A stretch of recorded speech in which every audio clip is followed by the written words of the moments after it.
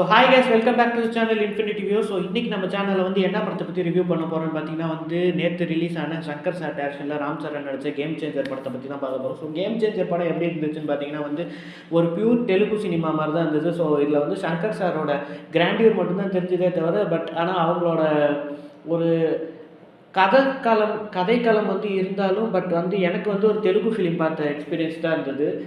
ஆனால் வந்து screen play wise பார்த்தீங்கன்னா நிறைய ட்விஸ்ட் அண்ட் டர்ன்ஸ் இருந்ததுனால வந்து ஓரளவு கொஞ்சம் வந்து இந்த படம் வந்து ரசிக்கிற மாதிரி தான் இருந்துச்சு. ஒரு சங்கர் சார் ஃபிலிம் நம்ம என்ஜாய் பண்ணி பார்க்குற அளவுக்கு இருந்துச்சா அப்படின்னு கேட்டிங்கன்னா இல்லைன்னு தான் சொல்லணும். ஏன்னா நான் ரொம்ப மிஸ் பண்ணது வந்து அவரோட டச் இந்த படத்தில் வந்து ஒரு கிராண்டியூர் மட்டும்தான் இருந்ததே தவிர பார்க்குறப்ப எனக்கு வந்து ஒரு பியூர் தெலுங்கு சினிமா பார்க்குற மாதிரி தான் இருந்தது. ஆனால் வந்து ஸ்க்ரீன் ப்ளே வைஸ் அவர் ஒர்க் அவுட் பண்ணதுனால இந்த படம் வந்து நமக்கு அந்த லென்த்து வந்து நமக்கு பார்க்குறப்போ நமக்கு அந்த லென்த்து போனது தெரில. ஸோ இது ஏன் தெலுங்கு சினிமா மாதிரி இருந்துச்சுன்னு சொன்னேன்னா ஃபைட்டாக இருக்கட்டும் அண்டு அந்த ஸ்டைல் ஆஃப் சாங்ஸாக இருக்கட்டும், சாங்ஸ்னால தான் வந்து இந்த படம் அந்த மாதிரி தெரிஞ்சது. ஏன்னா வந்து இடையில சாங்ஸ் வச்சது வந்து ஒரு பேரியர் மாதிரி இருந்தது. அண்ட் இன்னொரு விஷயம் என்னென்னா அந்த சுனில் வந்து ஒரு காமெடி பண்ணியிருப்பார், நான் சைட் மூமெண்ட்டில் நடக்கிறேன்னு சொல்லிட்டு, அதெல்லாம் வந்து பார்க்குறப்போ ரொம்ப கிரிஞ்சாக இருந்துச்சு.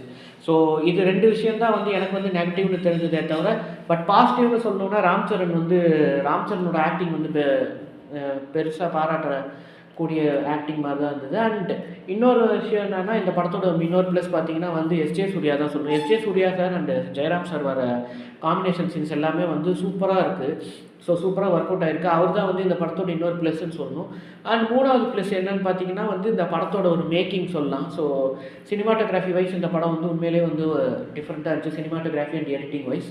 அண்ட் இன்னொரு விஷயம் என்னன்னு சொல்லணுன்னா பார்த்தீங்கன்னா வந்து போன படம் இந்தியன் 2வோட கம்பேர் பண்ணுறப்போ இந்த கேம் சேஞ்சர் நல்லா இருந்துச்சான்னு கேட்டிங்கன்னா அதோட கம்பேர் பண்ணுறப்போ பயங்கரமாகவே நல்லா இருந்துச்சு. இதில் கதைன்னு ஏதோ ஒன்று இருந்துச்சு. ஆனால் வந்து இந்தியன் 2வில் வந்து நமக்கு அது எதுவுமே இல்லை.